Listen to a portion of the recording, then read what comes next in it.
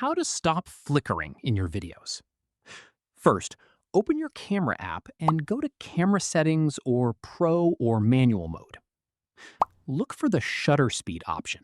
If you're recording under artificial lights, try matching your shutter speed to the electrical frequency in your region.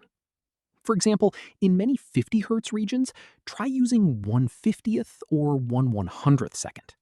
In 60 Hz regions, try 1/60th or 1/120th second. If your camera has an anti-flicker or flicker reduction option, enable it and select the correct frequency, such as 50 Hz or 60 Hz.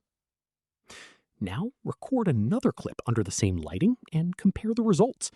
The annoying flicker or rolling bands should be significantly reduced. Keep in mind that the exact camera settings can vary depending on your phone or camera model. And that's it. No more distracting flicker in your videos. If this tip helped, hit like and subscribe for more camera tricks, video tips,